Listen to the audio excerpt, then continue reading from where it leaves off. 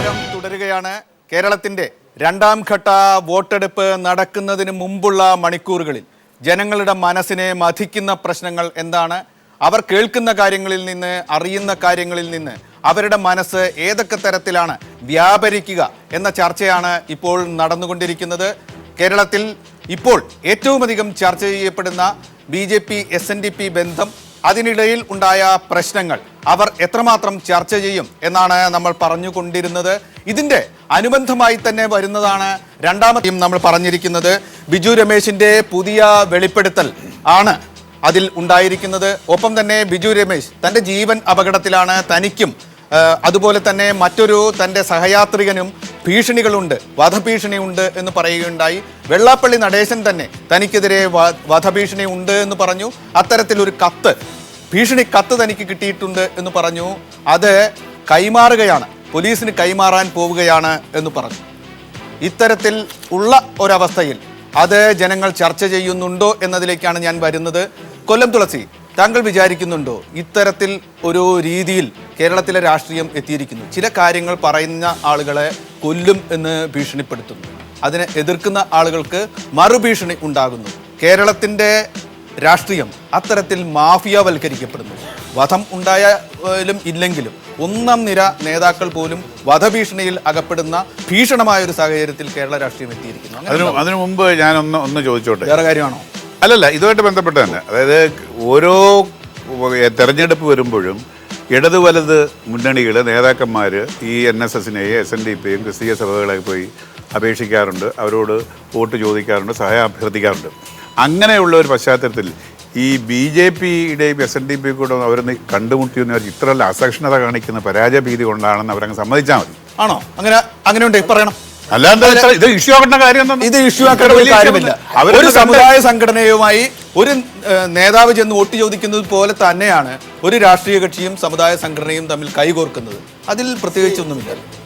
അങ്ങനെ ഒരു അഭിപ്രായമുണ്ട്. കേരളത്തിലെ തെരഞ്ഞെടുപ്പുകളിൽ എല്ലാ രാഷ്ട്രീയ പാർട്ടിയിലെയും സ്ഥാനാർത്ഥികളായി വരുന്നവരും ഒക്കെ പോയി സമുദായ നേതാക്കന്മാരെയും വ്യക്തികളെയും ശക്തികളെയൊക്കെ പോയി കാണും. അതും ബന്ധമുണ്ടാക്കുന്ന രണ്ടാണോ? ഇല്ല, അങ്ങനെയൊക്കെ എല്ലാവരും കാണും. അത് ബന്ധമുള്ളത് കാണും, ബന്ധമില്ലാത്ത കാണും, എല്ലാവരും. അല്ല, ഞാൻ പറഞ്ഞു ഞാൻ പറഞ്ഞു തന്നോട്ടെ. ഇപ്പൊ ഇവിടെ എനിക്കൊരു സംശയം. വെള്ളാപ്പള്ളി നടേശനെതിരെയും വധഭീഷണി, ബിജു രമേശിനെതിരെയും വധഭീഷണി അവരവർ പറഞ്ഞതാണ്. അല്ല, ഇത് ഇവർ തമ്മിലുള്ള വിഷയത്തിലാണോ വധഭീഷണി? അങ്ങോട്ടും ഇങ്ങോട്ടും. വെള്ളാപ്പള്ളി എന്ത് കാര്യത്തിലാണ് ക്ലിയർ ആവേണ്ട, ഇവർ തമ്മിലുള്ളതാണോ? എന്താണ് ചോദിച്ച തുളസി പറഞ്ഞവന് അതിനൊരു മറുപടി ഉണ്ട്. സാമുദായിക സംഘടനകളെയൊക്കെ മറ്റുള്ളവർ കാണുന്ന രാഷ്ട്രീയ നേതാക്കന്മാർ കാണുന്ന പോലെയല്ല. BJP എന്ന രാഷ്ട്രീയ പ്രസ്ഥാനത്തിൻ്റെ രാഷ്ട്രീയവും SNDP ശ്രീനാരായണ ഗുരുദേവൻ്റെ അദ്ദേഹം സ്ഥാപിച്ച SNDPയുടെ രാഷ്ട്രീയവും രണ്ടും രണ്ടാണ്.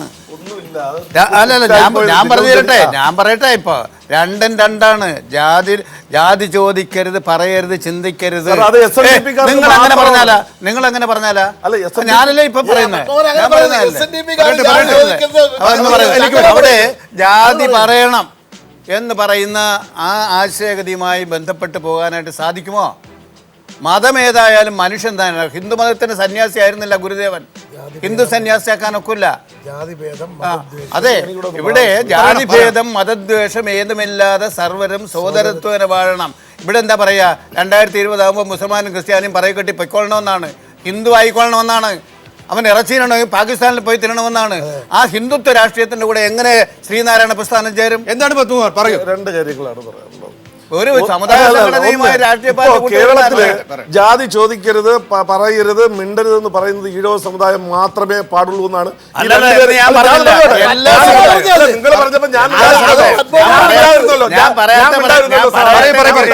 ജാതി ചോദിക്കാൻ പാടില്ല, മിണ്ടാൻ പാടില്ല, പറയാൻ പാടില്ല SNDPക്ക് മാത്രം. ഞാൻ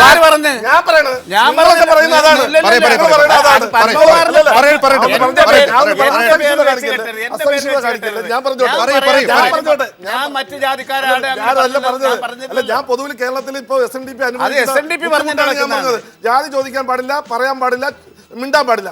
ബാക്കി എല്ലാവർക്കും ജാതി പറയാം, എല്ലാവർക്കും പറയാം, അവർക്ക് അവകാശം വാങ്ങാം, ജാതിയുടെ പേരിൽ അവകാശം വാങ്ങാം, മതത്തിന്റെ പേരിൽ അവകാശം വാങ്ങാം, കോളേജുകൾ വാങ്ങാം, ആശുപത്രികൾ വാങ്ങാം, ഏത് വേണമെങ്കിലും വാങ്ങാം. SNDPക്ക് മാത്രം നിഷേധിക്കുമ്പോൾ അവർ സ്വാഭാവികമായിട്ടത് ആ പല രീതിയിൽ ചിന്തിക്കുന്നതിൽ എന്താ തെറ്റ്? ഇപ്പൊ ഓരോരുത്തരും ഓരോ സ്ഥാനങ്ങളിൽ വന്നിട്ടുള്ളത് ഏതിന്റെ അടിസ്ഥാനത്തിലെന്നറിയാം. പിന്നെ ശ്രീനാരായണ ഗുരുവിനും മാർക്സിസ്റ്റ് പാർട്ടിയും തമ്മിലുള്ള അല്ലെ കമ്മ്യൂണിസവും തമ്മിലുള്ള ബന്ധമൊന്നും ഈ നാട്ടിലെ ജനങ്ങളോട് ശ്രീനാരായണരോടും പറഞ്ഞു കൊടുക്കേണ്ട കാര്യമില്ല. ഞാൻ പറഞ്ഞു തരാം. ശ്രീനാരായണ ഗുരു നിങ്ങളാക്കും പോലെ കമ്മ്യൂണിസ്റ്റ് ഒന്നും അല്ല.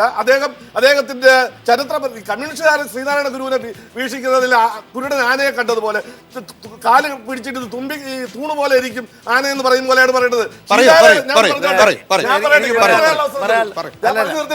ശ്രീനാരായണ ഗുരു SNDP എങ്ങനെ പ്രവർത്തിക്കണം അതിന്റെ പ്രവർത്തന രീതിയെ സംബന്ധിച്ച് 1903 മലബാർ മെയിൽ എന്ന് പറയുന്ന പ്രസ്സിലടിച്ച് ഒരു പുസ്തകം ഇറക്കിയിട്ടുണ്ട്. അതിൽ അദ്ദേഹം പറഞ്ഞിട്ടുള്ളത് എന്തൊക്കെയാ? ഗീതാ പഠനം, അതുപോലെ തന്നെ സന്യാസാശ്രമം. ഈ ഏത് കമ്മ്യൂണിസത്തിലാണ് ഈ വൈദിക ആശ്രമം തുടങ്ങണമെന്ന് പറഞ്ഞിട്ടുള്ളത്? പറയട്ടെ. SNDP അദ്ദേഹം നടത്തിയിട്ട് മലയാളത്തിൽ ഒരുപാട് രചനകൾ നടത്തിയിട്ടുണ്ട്. ആ രചനകളിൽ ഏത് ഹിന്ദു മതത്തിൽ നിന്ന് വ്യത്യസ്തമായി ഒരു രചന നടത്തിയിട്ടുള്ളത്? പറയട്ടെ. അദ്ദേഹം നടത്തിയിട്ടുള്ളത് ക്ഷേത്ര ആരാധന അല്ല. ഒരു പള്ളിയും കുരിശും വെച്ചത് അദ്ദേഹം ആരാധന നടത്തിയില്ല.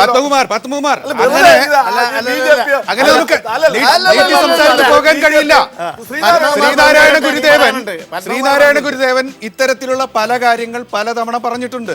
അക്കാര്യങ്ങൾ അദ്ദേഹം ക്ഷേത്രം സ്ഥാപിച്ചിട്ടുണ്ട്. അദ്ദേഹം തന്നെ ഒരിക്കൽ പറഞ്ഞു, ഹിന്ദുക്കളായ ചിലർ, അവശരായ ചിലർ വന്ന് ക്ഷേത്രങ്ങൾ സ്ഥാപിക്കണം എന്ന് പറഞ്ഞപ്പോൾ നാം അത് ചെയ്തു. കേൾക്കൂ, അതിന് മറുപടി ഇതിന്റെ ഇടയിൽ പറയണ്ട. കേൾക്കൂ. അങ്ങനെ പറഞ്ഞു. മറ്റ് സമുദായക്കാരും സമാനമായ ആവശ്യം ഉന്നയിച്ചാൽ, ഞാൻ എൻ്റെ വാക്കുകളിലാണ് പറയുന്നത്, അതും നാം ചെയ്യുന്നതായിരിക്കും. മറ്റൊരു ഘട്ടത്തിൽ അദ്ദേഹം പറഞ്ഞു, നമുക്ക് ജാതിയില്ല, ജാതി നമ്മൾ പണ്ടേ ഉപേക്ഷിച്ചതാണ്. ഇപ്പോൾ അത്തരത്തിൽ വരുന്നത് കൊണ്ട്, അത്തരത്തിൽ പറയേണ്ട ഒരു സാഹചര്യം വന്നത് കൊണ്ട് നാം അത് പരസ്യപ്പെടുത്തുന്നു എന്ന് പറഞ്ഞ് ഇന്ത്യയിലെ ഒരേ ഒരു ആധ്യാത്മിക ആചാര്യനാണ് പണം കൊടുത്ത് അത്തരത്തിൽ പ്രസിദ്ധപ്പെടുത്തിയ ഒരാൾ. ഇത്തരത്തിൽ പലതും പറഞ്ഞിട്ടുണ്ട്. ക്ഷേത്രം സ്ഥാപിച്ച ഗുരു, കേൾക്കൂ, ക്ഷേത്രം സ്ഥാപിച്ച ഗുരു ഒരു പ്രത്യേക ജീവിത സാഹചര്യത്തിൽ പറഞ്ഞു, ഇനി നമുക്ക് വേണ്ടത് ക്ഷേത്രങ്ങളല്ല. അദ്ദേഹം ക്ഷേത്രം എന്ന് പറയുന്നതും പരമ്പരാഗത ക്ഷേത്രങ്ങളും തമ്മിൽ പോലും വ്യത്യാസമുണ്ടായിരുന്നു. ആ ക്ഷേത്രത്തിൽ ആളുകൾ കൂടിയിരിക്കണം, ആളുകൾ വർത്തമാനം പറയണം എന്ന് പറഞ്ഞ് ആചാരവിരുദ്ധമായ, സാധാരണ ആചാരത്തിൽ, ക്ഷേത്രാചാരത്തിൽ ഇല്ലാത്ത കാര്യങ്ങൾ കൂടി അനുവദിച്ച ഗുരുവാണ്. അദ്ദേഹത്തെ കുരുടനൻ ആനയെ കണ്ട പോലെ CPIM കാര്യം മാത്രമല്ല ആരും കാണരുത് എന്ന് ഒരു അവതാരകൻ അദ്ദേഹത്തിന്റെ വിൽപത്രത്തില് ആദ്യമായി അദ്ദേഹത്തിന്റെ ശിക്ഷനെ ഏൽപ്പിച്ചു കൊടുത്തത് ക്ഷേത്ര നടത്തിപ്പിനുള്ള അവകാശവും ക്ഷേത്രം സംരക്ഷിക്കുന്നതിന് നിഷേധിക്കാമോ?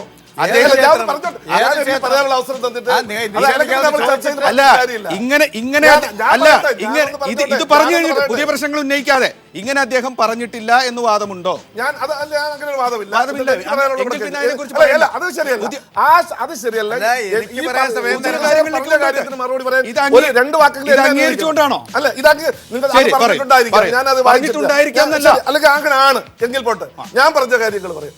ഇത് സംബന്ധിച്ച രണ്ടാമത്, അദ്ദേഹം തന്നെ SNDPയുടെ യോഗം കൂടിയിട്ട് അദ്ദേഹം തന്നെ ഈ ക്രിസ്തുമതത്തിലേക്ക് മതം മാറിപ്പോയ സമയത്ത് കരുവ ശ്രീകൃഷ്ണൻ ആശാന് പ്രതിമാസ ശമ്പളം കൊടുത്ത് മതപ്രസംഗത്തിന് നടത്തിയിട്ടുണ്ട്. നിഷേധിക്കാൻ കഴിയുമോ? പള്ളുരുത്തിയിലെ SNDPയുടെ യോഗത്തിൽ അദ്ദേഹം പറഞ്ഞത് എന്റെ മതം സനാതന ധർമ്മമാണെന്ന് പറഞ്ഞിട്ടുണ്ട്. നിഷേധിക്കാമോ? അദ്ദേഹത്തെ കുറിച്ചുള്ള ചർച്ചയിലേക്ക്, ശ്രീനാരായണ ഗുരുവിനെ പോലെ നീണ്ട ജീവിതമുള്ള ആചാര്യനെ കുറിച്ചുള്ള ചർച്ചയിലേക്ക് നമുക്ക് പോയിട്ട് ഒരു കാര്യമില്ല. അദ്ദേഹം ഒരു അദ്വൈതിയായിരുന്നു. അദ്ദേഹം വിഗ്രഹാരാധനയിൽ വിശ്വാസമില്ലാത്ത, ക്ഷേത്രാചാരങ്ങളിൽ വിശ്വാസമില്ലാത്ത ഒരു അദ്വൈതിയായിരുന്നു. പക്ഷേ അദ്ദേഹത്തിന്റെ ജീവിതത്തിലെ തന്നെ ഒരു വൈരുദ്ധ്യം അത് തന്നെയാണ്. അദ്ദേഹം ഒരു ആവശ്യമാണെന്ന് കണ്ടപ്പോൾ ക്ഷേത്രാചാരങ്ങൾ കൂടി ആവശ്യമാണ് എന്ന് പറഞ്ഞ ഒരു ആചാര്യനാണ്. അത്തരത്തിൽ പല വീക്ഷണങ്ങളിലൂടെ സമീപിക്കാവുന്ന ഒരു സമഗ്രതയിലുള്ള ഒരു വ്യക്തിത്വമാണ്. അതിനെ അപ്പോഴത്തെ രാഷ്ട്രീയ ആവശ്യങ്ങൾക്കൊത്ത് ഇത്തരത്തിൽ ദുരുപയോഗിക്കുന്നതിനൊരു വേദിയാകുന്നതിൽ സങ്കടമുണ്ട്. ഒരു പുതിയ അതിഥി കൂടി എത്തിയിരിക്കുകയാണ് നമ്മളോടൊപ്പം. ഇപ്പോൾ ശ്രീ ആന്റണി രാജു, പ്രശ്ന തീക്ഷ്ണമായ ഒരു ഘട്ടത്തിലാണ് താങ്കൾ കയറി വന്നത്. താങ്കളെ ഒന്ന് സ്വാഗതം ചെയ്യാൻ പോലും കഴിഞ്ഞില്ല. ഈ തിരക്കിനിടയിൽ സ്വാഗതം ചെയ്യുകയാണ്. ഈ ഘട്ടത്തിലേക്ക് എന്തെങ്കിലും ഒന്ന് പറഞ്ഞിട്ട്, ശ്രീനാരായണ ഗുരു എന്താണ് എന്നതിനെ കുറിച്ചൊരു തർക്കം നടക്കുകയാണ്, ആരുടെയാണ് എന്നതിനെ കുറിച്ചൊരു തർക്കം നടക്കുകയാണ്. ഇവിടെ എന്തെങ്കിലും ഒന്ന് പറഞ്ഞു കഴിഞ്ഞിട്ട് ഒരു ഇടവേളയിലേക്ക് നമുക്ക് പോകേണ്ടതുണ്ട്. വളരെ പെട്ടെന്ന്. ഞാൻ ഈ ചർച്ചയൊന്നും കേട്ടില്ല. പക്ഷേ സ്ത്രീ അല്ല ഞാനത് പറയട്ടെ. തരാം. ഇടവേള കഴിഞ്ഞിട്ട് അദ്ദേഹം പുതിയ അതിഥി ഒന്ന് പരിചയപ്പെടുത്തി കഴിഞ്ഞിട്ട് തിരിച്ചു വരാം. ഞാൻ ഈ ചർച്ചയിൽ ഒന്നും കേട്ടില്ല. പക്ഷെ ശ്രീനാരായണ ഗുരു എല്ലാവരുടെയുമാണ്.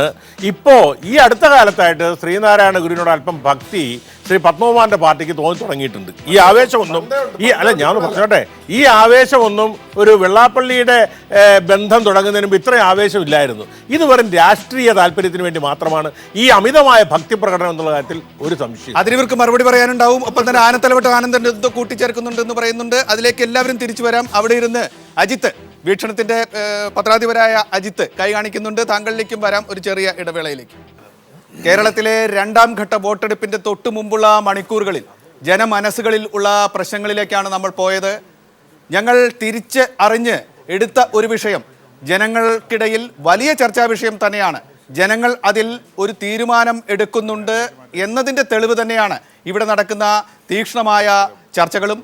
ഇപ്പോൾ ചർച്ചയുടെ ഈ ഘട്ടത്തിൽ ഒരു പുതിയ അതിഥി കൂടി നമ്മളോടൊപ്പം എത്തിയിട്ടുണ്ട്.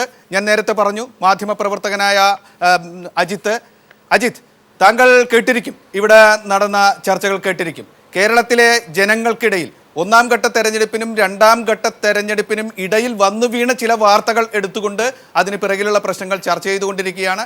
സ്വാഭാവികമായും SNDP യോഗവും BJPയും തമ്മിലുള്ള ആ ചർച്ചാ വിഷയമായി അത് ശ്രീനാരായണ ഗുരുവിൽ എത്തിപ്പെട്ടു നിൽക്കുന്ന ഒരു ഘട്ടത്തിലാണ് താങ്കൾ വന്നത്. താങ്കളുടെ അഭിപ്രായം? ഞാൻ വന്ന് കയറിയപ്പോൾ ബഹുമാനായ ശ്രീ കൊല്ലം തുളസി പറഞ്ഞ ആ ഒരു പരാമർശം കേട്ടു. സാധാരണ തെരഞ്ഞെടുപ്പുകൾ വരുമ്പോൾ രാഷ്ട്രീയ കക്ഷികൾ ഈ പറഞ്ഞതുപോലെ സംഘടനകളൊക്കെ അവർ നേതാക്കന്മാരെ സമുദായ നേതാക്കന്മാരെയൊക്കെ സന്ദർശിക്കാറുണ്ടല്ലോ. അതിലെന്താണ് തെറ്റ്? അതുപോലൊരു ഒരു ഏർപ്പാട് മാത്രമാണ് BJPയും SNDPയും തമ്മിലുള്ളതെന്ന് അദ്ദേഹം പറഞ്ഞു. അത് തീർത്തും ശരിയല്ല, ഒട്ടും ശരിയല്ല എന്ന് തന്നെയല്ല. ഇപ്പോൾ ഇലക്ഷൻ വരുമ്പോൾ തെരഞ്ഞെടുപ്പുകൾ, ഇപ്പോൾ ലോക്സഭാ തെരഞ്ഞെടുപ്പ് പോലും പഞ്ചായത്ത് തല തെരഞ്ഞെടുപ്പ് വരുമ്പോൾ ഒരു പക്ഷേ രാഷ്ട്രീയ നേതാക്കന്മാർ എല്ലാ കക്ഷിയിലും മുന്നണിയിലുമുള്ള രാഷ്ട്രീയ നേതാക്കന്മാർ ഈ പറഞ്ഞതുപോലെ നമ്മൾ ചില പ്രയോഗങ്ങൾ പറയുമല്ലോ, പെരുന്നയിൽ പോവും, കണിച്ചുളങ്ങര പോവും, അരമനകളിൽ പോവും, അല്ല ശിവരി പോവും, ഇതൊക്കെ പോവും. അങ്ങനെ ഒരു വെറും ഒരു സൗഹൃദ സന്ദർശനമോ സഹായം തേടിയുള്ള ഒരു വിസിറ്റോ ഒന്നും അല്ലല്ലോ. ഇപ്പോൾ ആ ലെവലിൽ നിന്നൊക്കെ എത്രയോ പോയിരിക്കുന്നു, മുന്നോട്ട് പോയി SNDP യോഗവും BJPയും തമ്മിലുള്ള ഒരു ബാന്ധവം. അപ്പോൾ ശ്രീ കൊല്ലം തുളസി അതിനെ ലഘൂകരിച്ച് കാണുന്നതിനോട് എനിക്ക് അഭിപ്രായമില്ല എന്ന് തന്നെയല്ല.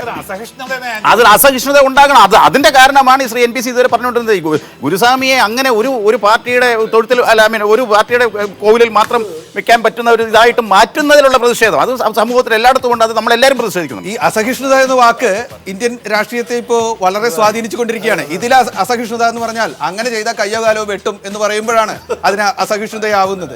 അതിനെ എതിർത്തുകൊണ്ടുള്ള അഭിപ്രായങ്ങൾ വരും, അതിനെ അനുകൂലിച്ചുകൊണ്ടും ആളുകൾ സംസാരിക്കും. അത് ഏറ്റുമുട്ടണം, അതാണ് ജനാധിപത്യം. അതിനു പകരം വെള്ളാപ്പള്ളി നടേശൻ BJPയുടെ നേതാവ് ആരെങ്കിലും ആയി കൂടിക്കാഴ്ച നടത്തിയാൽ വെള്ളാപ്പള്ളിയുടെ കാല് വെട്ടും, അല്ലെങ്കിൽ മുരളീധരന്റെ കാല് വെട്ടും എന്ന് പറയുമ്പോഴാണ് കാലും വെട്ടൽ പോയി ഇപ്പൊ തലവെട്ടലായിട്ടുണ്ട് കർണാടകത്തിൽ എന്നതാണ് ഏറ്റവും അവസാനത്തെ മുഖ്യമന്ത്രിക്ക് വരെ ഭീഷണി വന്നിരിക്കുന്നു. അതെ, മുഖ്യമന്ത്രിക്ക് വരെ ഭീഷണി വന്നിരിക്കുന്നു. എൻ്റെ സ്നേഹിതൻ പത്മകുമാർ വസ്തുതാവിരുദ്ധമായ കുറേ കാര്യങ്ങൾ പറഞ്ഞു. EMS ഒരിക്കലും ശ്രീനാരായണ ഗുരുവിൻ്റെ ദർശനങ്ങളെ തള്ളി പറഞ്ഞിട്ടില്ല. ശ്രീനാരായണ ഗുരുവിനെക്കുറിച്ച് EMS പറഞ്ഞത് തന്നെ ഒരു കാലഘട്ടത്തിൽ, ആവശ്യം വന്നൊരു കാലഘട്ടത്തിൽ അദ്ദേഹം നൽകിയ സംഭാവനയാണ്. അത് വളരെ മഹത്തായ സംഭാവനയാണ്. ബൂർഷ്വാ റവല്യൂഷൻ്റെ കടമ പൂർത്തീകരിച്ചത് ശ്രീനാരായണ ഗുരുദേവനാണ്. ഞങ്ങൾക്ക് പ്രോളിറ്റേറിയൻ വിപ്ലവത്തിൻ്റെ കടമകളെ അതിൻ്റെ ഫലമായി പൂർത്തീകരിക്കേണ്ടതുള്ളൂ. ഇവിടെയുള്ള ഫ്യൂഡലിസത്തിൽ അധിഷ്ഠിതമായ ഒരു സാമൂഹ്യ വ്യവസ്ഥയിലുള്ള അന്ധവിശ്വാസങ്ങളും അനാചാരങ്ങൾക്കുമെല്ലാം എതിരായി പോരാടിയ ശ്രീനാരായണ ഗുരു അദ്ദേഹത്തിന്റെ ദർശനങ്ങൾ എക്കാലവും പൊതുവെ അംഗീകരിക്കപ്പെട്ടിട്ടുള്ളതാണ്. ശ്രീനാരായണീയ പ്രസ്ഥാനം ഉഴുതുമണിച്ച മണ്ണിലാണ് പിന്നീട് പുരോഗമന പ്രസ്ഥാനം ഉണ്ടായത് എന്നത് അറിയപ്പെട്ട പ്രയോഗമാണ്. നമുക്ക് പുതിയ പ്രശ്നങ്ങളിലേക്ക് തിരിച്ചു വരാം. എല്ലാം പറയുന്ന പത്മകുമാറിന്റെ വ്യാഖ്യാനമാണ്. വിശദാംശങ്ങളിലേക്ക് നമുക്ക് അത്തരത്തിൽ പോകാൻ കഴിയില്ല. അടുത്ത പ്രശ്നങ്ങൾ ഇതുകൂടെ തീർത്തിട്ടാണ് പെട്ടെന്ന് ഈ ജാതി പറയരുതെന്ന് പറഞ്ഞ ഈഴവരോട് മാത്രം പറയുന്നതല്ല. ഗുരുദേവന്റെ ദർശനത്തിൽ അദ്ദേഹം ഈ പറഞ്ഞതുപോലെ മുസൽമാനും ക്രിസ്ത്യാനികളും ഹിന്ദുക്കളും എല്ലാവരും ഗുരുദേവന്റെ ശിഷ്യന്മാരായിട്ടുണ്ട്. അല്ല, അവിടെ കോളേജ് കൊടുത്തതും പള്ളിക്കൂടം കൊടുത്തൊക്കെ UDF ഗവൺമെന്റിന്റെ തോന്നിയാസം ചെയ്തെങ്കിൽ അതിനൊന്നും കമ്മ്യൂണിസ്റ്റ് പാർട്ടി SNDP അദ്ദേഹം പറഞ്ഞത് ക്ലിയറാണ്. മറ്റെല്ലാ സാമുദായിക സംഘടനകളും അങ്ങനെ പറയുന്നുണ്ട്, സ്വന്തം കാര്യം പറയുന്നുണ്ട്. SNDP യോഗത്തിന് പറയാൻ കഴിയില്ലേ എന്നാണ് ചോദിച്ചത്. SNDP യോഗം ഒരു സാമുദായിക സംഘടനയാണോ എന്നിടത്താണ് തർക്കം വരുന്നത്. ഒരു സാമുദായിക സംഘടന പരമ്പരാഗത അർത്ഥത്തിലുള്ള ഒരു സാമുദായിക സംഘടനയായിട്ടാണോ അതിന്റെ ആചാര്യർ വിഭാവനം ചെയ്തത് എന്നാണ് തർക്കം.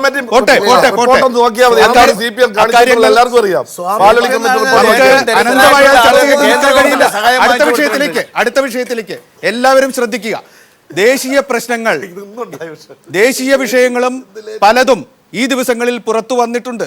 ഏറ്റവും പ്രധാനപ്പെട്ട ഒന്ന് ഇന്ന് വന്നിരിക്കുന്ന ഒന്നാണ്. ഒരു പക്ഷേ ഇങ്ങനെ ഒരു ചർച്ചയായിരുന്നില്ലെങ്കിൽ, ഞങ്ങളൊരു ന്യൂസ് ആൻഡ് വ്യൂസ് ഒക്കെ ആയിരുന്നെങ്കിൽ ഇന്ന് ചർച്ചയ്ക്ക് എടുക്കുമായിരുന്ന ഒരു ഏറ്റവും പ്രധാനപ്പെട്ട വിഷയം ആണിത്. ഇവിടെയുള്ള ഏതെങ്കിലും അതിഥികൾക്ക്, കേട്ടിരിക്കുന്ന ആളുകൾക്ക് ഇതൊക്കെ ഇതൊരു പുതിയ പ്രശ്നമായിട്ട് തോന്നുന്നുണ്ടെങ്കിൽ ഞങ്ങൾ പറയുകയാണ്. കർണാടക മുഖ്യമന്ത്രി സിദ്ധരാമയ്യ അദ്ദേഹം ബീഫ് വിഷയത്തിൽ നടത്തിയ ചില പരാമർശങ്ങൾ, ബീഫ് നിരോധിക്കുന്നത് ശരിയല്ല എന്ന തരത്തിലുള്ള പരാമർശങ്ങളുടെ പേരിൽ ഞാൻ ബീഫ് കഴിക്കും എന്നും അദ്ദേഹം പറയുകയുണ്ടായി.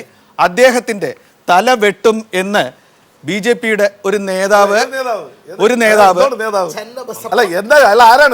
അങ്ങനെ ഇടപെടാതെ അങ്ങയോട് പറയും, അദ്ദേഹത്തെ താങ്കൾ തള്ളി പറയണം. അത് ആ നിമിഷത്തിലേക്ക് ഞാൻ വരും. അത് ഞാൻ പറയുന്ന വാക്യങ്ങളുടെ ഇടയിൽ വന്ന് തള്ളി പറയാതെ. അദ്ദേഹത്തിന്റെ പേര് ചന്നബാസപ്പ എന്നാണ്. അദ്ദേഹം ഷിമോഗയിലെ മാത്രം നേതാവായിരുന്നു. പക്ഷേ ഇപ്പോൾ ഇന്ത്യ മുഴുവൻ അറിയപ്പെടുന്ന നേതാവായി. അദ്ദേഹത്തിന് ഒത്ത പദവി, ആ പദവി പോരാ എന്ന് തോന്നുന്നുണ്ടെങ്കിൽ അതിനു വേണ്ട പദവി അദ്ദേഹത്തിന് പാർട്ടി കൊടുക്കേണ്ടതാണ്. ഇപ്പോൾ അദ്ദേഹം പ്രാദേശിക നേതാവാണ്. അദ്ദേഹം സിദ്ധരാമയ്യയുടെ തലയറുക്കും എന്ന് മാത്രമല്ല, ആ തലയെടുത്ത് തെരുവിൽ നൃത്തം ചെയ്യും എന്ന് പറഞ്ഞു. അങ്ങനെ ഒരു ദിവസമാണ് നമ്മൾ ഇവിടെ നിൽക്കുന്നത്. ഞാൻ ചോദിക്കട്ടെ, ആന്റണി രാജു എന്തു പറയുന്നു? വളരെ ഞെട്ടലോടുകൂടിയാണ് ഭാരതം ഇത് കേൾക്കുന്നത്. കാരണം BJP ഇത് ഏത് എക്സ്റ്റെൻഡ് വരെ BJPയുടെ ഭരണം അധികാരത്തിൽ വന്നതിന് ശേഷം BJP അണികളും BJPയോടൊപ്പം നിൽക്കുന്നവരും ഏത് എക്സ്റ്റെൻഡ് വരെ ചിന്തിക്കുന്നു എന്നുള്ളതാണ്. അദ്ദേഹം അറസ്റ്റിലായി സമയങ്ങളിൽ അദ്ദേഹം കഴിഞ്ഞു. ഞാൻ എവിടെ തുടങ്ങി? വീട്ടിലൊരു ആട്ടിറച്ചി വെച്ചിരുന്നപ്പോൾ അതിനെ മാട്ടിറച്ചിയാണെന്ന് തെറ്റിദ്ധരിച്ചു പോയി കൊന്ന് അവിടെ തുടങ്ങി ഇപ്പോൾ ഒരു മുഖ്യമന്ത്രിയുടെ തലവര അറക്കുമെന്ന് പ്രഖ്യാപിക്കാൻ കഴിയുന്ന വിധത്തിലേക്ക് മോഡിയുടെ പ്രധാനമന്ത്രി കസേര നൽകുന്ന ശക്തിയാണ് ഇത്തരം ആളുകളെ പറയാൻ ഇത് പ്രേരിപ്പിക്കുന്നതെന്ന് ജനങ്ങൾ ചിന്തിച്ചിരിക്കും.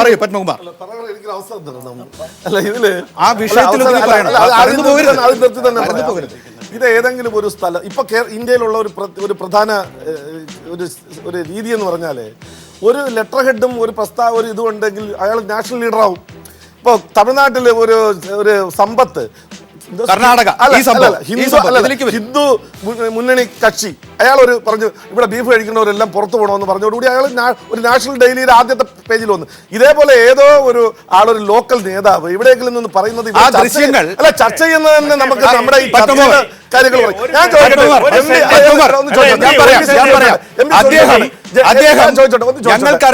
ഞങ്ങൾക്ക് കേരളീയർക്ക് എല്ലാവർക്കും അറിയുന്ന ഒരു രാഷ്ട്രീയ കക്ഷിയുടെ പതാക പുറകിൽ പാറിക്കറിക്കുന്ന സമയത്താണ് അദ്ദേഹം സംസാരിച്ചുകൊണ്ടിരുന്നത്.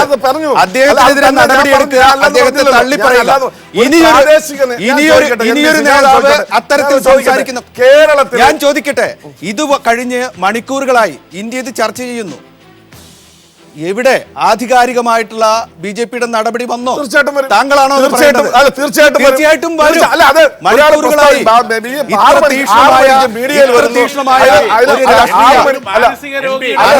അറസ്റ്റ് ചെയ്ത് കോൺഗ്രസ് സർക്കാരാണ്. മാനസിക രോഗിയാണ് ഒരു രാഷ്ട്രീയ കക്ഷിയുടെ വേദിയിൽ വന്നു.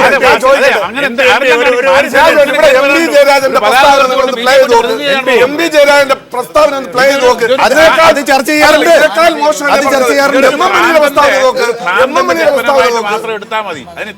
പ്രശ്നമാക്കേണ്ട കാര്യമൊന്നുമില്ല. പക്ഷേ ഇത്ര വലിയ പ്രശ്നമാക്കണമെന്ന് ഞാനല്ല, സമൂഹമാണ് തീരുമാനിക്കുന്നത്.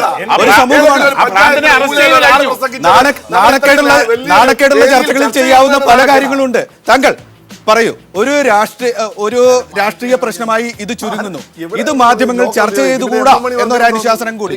ഇപ്പോ ബീഫ് കഴിക്കരുത്, എത്ര കുട്ടികളെ ഉണ്ടാക്കണം എന്നൊക്കെ രാഷ്ട്രീയ കക്ഷികൾ പറയുന്നുണ്ട്. എന്ത് മാധ്യമങ്ങൾ ചർച്ച ചെയ്യും എന്ന പ്രശ്നം കൂടി രാഷ്ട്രീയ കക്ഷികൾ പറയുന്നു. താങ്കൾ പ്രതികരിക്കും. സമൂഹത്തിലുണ്ടാകുന്ന ഏത് ചലനവും മാധ്യമങ്ങൾ ചർച്ച ചെയ്യപ്പെടേണ്ടതാണ്, ജനങ്ങളെ അറിയിക്കേണ്ടതാണ്. ഒരു മുഖ്യമന്ത്രിക്ക് നേരെ നടക്കുന്ന ഒരു വധ ഭീഷണി മാധ്യമങ്ങൾ ചർച്ച ചെയ്യേണ്ട എന്ന് പറയുന്നത് ഒരിക്കലും അനുകൂലിക്കാൻ പറ്റില്ല. അത് ലോക്കൽ ലീഡറാണോ നാഷണൽ ലീഡറാണോ എന്നുള്ളതല്ല. അദ്ദേഹത്തിനെതിരെ നടപടിക്ക് അദ്ദേഹത്തിനെ യുക്തമായ രീതിയിൽ ശിക്ഷിക്കുന്നതിന് പാർട്ടി നേതൃത്വം എന്താണ് സ്വീകരിക്കാൻ പോകുന്ന നടപടി? ഈ വിഷയം വന്നതിന് ശേഷം മണിക്കൂറുകൾ കഴിഞ്ഞു. ഒരു മുഖ്യമന്ത്രിക്കെതിരെ നടന്ന ഒരു ഭീഷണിയായിട്ട് പോലും അദ്ദേഹത്തിന് ഏത് പാർട്ടിയായിക്കോട്ടെ അത് ആരായാലും അദ്ദേഹത്തിനെതിരെ എന്താണ് ആ പാർട്ടി നേതൃത്വം സ്വീകരിച്ച നടപടി എന്നാണ് ആലോചിക്കേണ്ടത്. ഇത് കഴിഞ്ഞ കുറച്ച് നാളുകളായിട്ട് തന്നെ ബീഫുമായി ബന്ധപ്പെട്ട തർക്കങ്ങൾ നടന്നുകൊണ്ടിരിക്കുകയാണ്. കേരള ഹൗസിൽ ബീഫിൻ്റെ പ്രശ്നമായി തിരിഞ്ഞ് ഇപ്പോൾ എല്ലായിടത്തും ബീഫ് കഴിക്കുന്നിടത്ത് ഈ അടുത്ത സമയത്ത് പറയുന്നത് കാസർഗോഡ് എവിടെ ഒരു വിഷയമുണ്ടെന്ന് പറയുന്നു. ഇവിടെ എല്ലാം ബീഫ് ഇപ്പോൾ വലിയ വിഷയമായി മാറി. അവസാനമാണ് വന്നിരിക്കുന്നത് മുഖ്യമന്ത്രി. ഇത് ഒറ്റപ്പെട്ട ഒരു വിഷയമായി എടുത്ത് ചർച്ച ചെയ്യേണ്ടല്ല. അസഹിഷ്ണുത ഇന്ത്യൻ രാഷ്ട്രീയത്തിലെ ഇന്ത്യൻ പൊതുമണ്ഡലത്തിലെ ഏറ്റവും വലിയ ചർച്ചാ വിഷയമായി മാറിയിരിക്കുകയാണ്. ഇപ്പോൾ ഷാരൂഖ് ഖാൻ കഴിഞ്ഞ ദിവസം അവാർഡ് തിരിച്ചു കൊടുക്കുന്ന ആ പ്രവണതയെക്കുറിച്ച് ഒരഭിപ്രായം പറഞ്ഞു. അദ്ദേഹം പറഞ്ഞ അഭിപ്രായം തെറ്റാണ് എന്ന് വാദിക്കാനുള്ള സ്വാതന്ത്ര്യം എല്ലാവർക്കുമുണ്ട്. ഒരു പ്രാദേശിക നേതാവല്ല, VHPയുടെ വളരെ പ്രധാനപ്പെട്ട സ്വാതി പ്രാജിയാണ് പറഞ്ഞത്. അദ്ദേഹം പറഞ്ഞ അഭിപ്രായം തെറ്റാണെന്നല്ല, അദ്ദേഹം പാകിസ്ഥാൻ ഏജന്റാണ്. ഷാരൂഖ് ഖാൻ പാകിസ്ഥാനിലേക്ക് പോകണം എന്ന തരത്തിൽ ഒരു ആവശ്യം ഉയരുന്നു. കേൾക്കൂ, വാർത്തകളാണ് പറയുന്നത്. ഇന്ന് തന്നെ ഉണ്ടായ മറ്റൊരു വാർത്ത, ശത്രുഘ്നൻ സിൻഹ അദ്ദേഹം ഒരു BJP സഹയാത്രികനാണ്. BJPയുടെ വളരെ പ്രധാനപ്പെട്ട ഒരു മുഖം തന്നെയാണ്. അദ്ദേഹം ഇതാ പറഞ്ഞിരിക്കുന്നു, ബീഫിൽ BJPയുടെ അഭിപ്രായങ്ങളെ തള്ളിപ്പറഞ്ഞുകൊണ്ട് അദ്ദേഹം പറഞ്ഞിരിക്കുന്നു. കേരളീയർക്ക് വളരെ താല്പര്യമുള്ള കാര്യം, കേരള ഹൗസിൽ ദില്ലി പോലീസ് നടത്തിയ ആ നാടകം ശരിയായിരുന്നില്ല എന്ന് വരെ അദ്ദേഹം അഭിപ്രായപ്പെട്ടിരിക്കുന്നു. അതൊരു ആശങ്കയായി വന്നിരിക്കുകയാണ്. പല കാര്യങ്ങൾ കൂട്ടിപ്പറഞ്ഞ് ഇത് ഒഴിവാക്കുന്നതിന് പകരം പ്രാദേശിക നേതാവ് എന്നൊക്കെ പറയുന്നതിന് ഇങ്ങനെ ചെയ്യുന്നവർക്കെതിരെ എന്ത് നടപടി എന്നാണ് താങ്കൾ പറയേണ്ടത്? അത് പറയാമെങ്കിൽ ഇതാണ് സെലക്ടീവ് മാധ്യമ പ്രവർത്തനം എന്ന് പറയുന്നത്. മാധ്യമ പ്രവർത്തനത്തെ കുറിച്ചല്ല എന്ത് നടപടിയാണ് ഇന്ത്യയിൽ നടക്കുന്നത് സെലക്ടീവ് മാധ്യമ പ്രവർത്തനമാണ്. ഇപ്പൊ ഷാരൂഖ് ഖാനെ കുറിച്ച് അദ്ദേഹത്തിന് ഇങ്ങനെ പറയുന്നവർക്കെതിരെ എന്ത് നടപടി? അത് പറഞ്ഞിട്ട് മാധ്യമ പ്രവർത്തനത്തെ ഷാരൂഖ് ഖാൻ ഇങ്ങനെ പറയാനുള്ള അവകാശം ഉള്ളിടത്തോളം അതുപോലെ തന്നെ വേറൊരാളിന് അദ്ദേഹത്തിനെതിരായി പറയാനുള്ള അവകാശവും ഇന്ത്യയിൽ. അതാണ് ആവിഷ്കാര സ്വാതന്ത്ര്യം, അഭിപ്രായ സ്വാതന്ത്ര്യം എന്ന് പറയുന്നത്. അത് കഴിഞ്ഞിട്ട് പോയാൽ മതി. പാകിസ്ഥാനിലേക്ക് ഒരു ഇന്ത്യൻ പൗരൻ പോകണം എന്ന് പറയാനുള്ള സ്വാതന്ത്ര്യം താങ്കൾ അംഗീകരിക്കുന്നു? ഞാൻ അതല്ല പറഞ്ഞത്. അതേ പറയാം. അത് രണ്ടാമത്തെ പ്രശ്നം. ഒരു അഭിപ്രായം പറയാനുള്ള തെറ്റാണെങ്കിൽ നടപടി എടുക്കട്ടെ. അഭിപ്രായം പറയാനുള്ള സ്വാതന്ത്ര്യം എല്ലാവർക്കും. അതൊരഭിപ്രായം മാത്രമാണ്.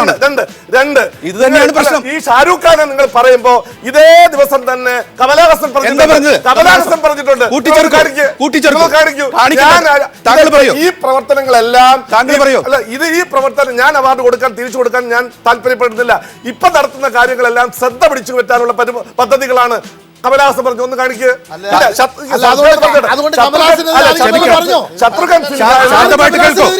കമലഹാസൻ പറഞ്ഞു, ഞാൻ അവാർഡ് തിരിച്ചു കൊടുക്കാൻ ഉദ്ദേശിക്കുന്നില്ല. അങ്ങനെയല്ലാതെ തന്നെ ശ്രദ്ധയാകർഷിക്കാവുന്ന, തന്റെ അഭിപ്രായങ്ങളിലേക്ക് ശ്രദ്ധയാകർഷിക്കാവുന്ന ഒരുപാട് കാര്യങ്ങളുണ്ട്. അതാണ് മനുഷ്യർ ചെയ്യേണ്ടത്. അസഹിഷ്ണുത വളർന്നു വരുന്നിരിക്കുന്നത് അസഹിഷ്ണുത വളർന്നു വരുന്നത് എപ്പോഴും ചർച്ച ചെയ്യപ്പെടേണ്ടതാണ്. അസഹിഷ്ണുത കൊണ്ടാണ് ഈ രാജ്യം വെട്ടിമുറിക്കപ്പെട്ടത്. അതേ കാരണം കൊണ്ട് വീണ്ടും ഈ രാജ്യം വെട്ടിമുറിക്കപ്പെടരുത്. ഇന്ത്യൻ സിനിമ രംഗത്ത് ഏറ്റവും അധികം രാഷ്ട്രീയ ബോധമുള്ള കമലഹാസൻ അങ്ങനെയാണ് പറഞ്ഞത്. പ്രശ്നം അതല്ല. ഇത് കേൾക്കൂ, കമലഹാസൻ താങ്കളാണ് ഉന്നയിച്ചത്. ഇത് കേട്ട് ഇക്കാര്യത്തിന് മറുപടി പറയണം. കമലഹാസൻ ഇങ്ങനെ പറഞ്ഞു, അവാർഡ് തിരിച്ചു കൊടുക്കാൻ ഞാനില്ല എന്ന് പറഞ്ഞതിന് കമലഹാസൻ ഇന്ത്യയിൽ ജീവിക്കരുത്, ഇന്ത്യൻ സിനിമാ മണ്ഡലത്തിൽ നിൽക്കരുത്, ഞങ്ങൾ അവാർഡ് തിരിച്ചു കൊടുക്കുന്നു, നിങ്ങൾ അവാർഡ് തിരിച്ചു സിനിമ ഇറക്കിയ സമയത്ത് വിശ്വരൂപ എന്ന് പറഞ്ഞൊരു സിനിമ ഈ മഹാ നടൻ ഇറക്കിയ സമയത്ത് എന്താണ് സംഭവിച്ചത് ഇന്ത്യയിൽ എല്ലാവർക്കും അറിയാം. അതവിടെ ഞാൻ കൂടുതൽ അങ്ങനെ ചർച്ച ചെയ്തിട്ട് കാര്യമില്ല. കമലഹാസൻ ഇന്ത്യ വിട്ടു പോകണമെന്ന് ആരെങ്കിലും പറഞ്ഞാൽ അതിനെ അംഗീകരിക്കുമോ എന്നാണ് ചോദ്യം. ഇല്ല. അപ്പൊ പിന്നെ പ്രശ്നം ഇതിനകത്ത് ഇത് പത്മകുമാർ എല്ലാ കാര്യത്തിനും സാമാന്യവൽക്കരിക്കുകയാണ്. അവിടെ നിങ്ങൾ പറഞ്ഞ അംഗീകരിക്കാൻ അവിടെ നടന്നിരിക്കുന്ന മുഖ്യമന്ത്രിയുടെ തലയെടുത്ത് എന്റെ അഭിപ്രായം പറയാൻ അത് ഏതോ ഒരു തലയ്ക്ക് അസുഖമില്ലാത്ത ഒരാളാണ്, ഒരു അപ്രസക്ത. അപ്പോൾ ഹരിയാനയിൽ എന്ത് സംഭവിച്ചു എന്ന് ചോദിച്ചാൽ അത് വേറൊരാളാണ്. ഇനി തമിഴ്നാട്ടിൽ എന്ത് സംഭവിച്ചാൽ അതൊരു ഹിന്ദു സംഘടന എന്ന് പറഞ്ഞ ആളാണ്. അങ്ങനെ സാമാന്യവൽക്കരിക്കരുത്. ഈ നാട്ടിൽ നടക്കുന്ന സാമാന്യവൽക്കരിക്കുന്നതിന് എനിക്ക് സന്തോഷമേ ഉള്ളൂ. പക്ഷേ അത് സ്വന്തം ആ വാർത്തകൾ പാർട്ടിക്കാരുടെ കൊണ്ടുവരുന്ന തല മാധ്യമങ്ങൾക്കെതിരെയും പറയുന്നു. പത്മകുമാരെ, നമ്മളൊരു ഗൗരവമായ ഒരു ദേശീയമായ ഒരു കാര്യം പറഞ്ഞത് ദേശീയമായ ഒരു വളരെ ഗൗരവമായ ഒരു വിഷയം സംസാരിക്കുമ്പോൾ അള്ളി എന്നുള്ളി എന്ന് പറഞ്ഞ് കൊഞ്ഞനം കുത്തി കാണിക്കുന്നത് ഒരാളെ ചർച്ച ഗൗരവമായി ഒരു മുഖ്യമന്ത്രിയുടെ തലയെടുത്ത് റോഡിൽ നൃത്തം ഇത്രയും സംഭവങ്ങൾ നടന്നിട്ട് പ്രധാനമന്ത്രി നരേന്ദ്രമോദി ഇന്ന് വരെ സംസാരിച്ചിട്ടുണ്ടോ? അദ്ദേഹം ബീഹാറിൽ പോയി പ്രസംഗിച്ചിട്ട് ഈ 2 ഹരിജൻ കുട്ടികളെ ചുട്ടുവന്നതടക്കം ഈ ബീഫ് വിഷയവുമായി ബന്ധപ്പെട്ട് നടക്കുന്ന കാര്യങ്ങളിൽ പേരെടുത്ത്, സംഭവങ്ങളുടെ പേരെടുത്ത്, സ്ഥലപ്പേരെടുത്ത് പറഞ്ഞ് അദ്ദേഹം ഖേദം പ്രകടിപ്പിക്കാൻ തയ്യാറായിട്ടുണ്ടോ? ഇല്ലല്ലോ. അത് പാർട്ടി പ്രസിഡന്റിനെ കൊണ്ട് പലത് പറയിപ്പിച്ചു പറയുന്നതല്ല. ശ്രീ കൊല്ലം തുളസി, താങ്കൾ പറയൂ. ഇത്രയും ഇപ്പോൾ ഉന്നയിച്ച പ്രശ്നം, ശരത് ഉന്നയിച്ച പ്രശ്നം, ഇങ്ങനെ സംഭവങ്ങൾ നടക്കുമ്പോൾ രാജ്യം നയിക്കാൻ പുതിയ മാൻഡേറ്റ്, ചരിത്രത്തെ ഏറ്റവും വലിയ മാൻഡേറ്റുകളിൽ ഒന്നാണത്, നേടി അധികാരത്തിൽ വന്ന നരേന്ദ്രമോദി തയ്യാറാകുന്നില്ല. ഒരു വാർഡിലെ പ്രശ്നം എന്ന് പറഞ്ഞ് അത് മാറി നിൽക്കാമോ? അങ്ങനെയാണ് പത്മകുമാർ പറഞ്ഞത്. വാർഡുകൾ ചേർന്നതാണ് ഇന്ത്യ. അല്ല, ഇതിനു മുമ്പ് ഇതിനേക്കാൾ ഭീകരമായ ഞെട്ടിപ്പിക്കുന്ന സംഭവങ്ങൾ ഈ രാജ്യത്ത് ഉണ്ടായിട്ടുണ്ട്. അന്നൊന്നും ഇവർ പ്രതികരിക്കാത്ത ഇവരെ നരേന്ദ്രമോദിയുടെ കാര്യമാണ്. അതുകൊണ്ട് ഞാൻ പറയുന്നത്, ഇപ്പോഴിതിനിത്ര പർവ്വതീകരിച്ച് കാണിക്കുന്നത് എന്താണെന്നാണ് എനിക്ക് മനസ്സിലാകാത്ത. ഇതൊരു പർവ്വതമല്ല. അഭിപ്രായം പറഞ്ഞാലും അഭിപ്രായത്തിന് എത്ര പഠിക്കേണ്ട കാര്യം.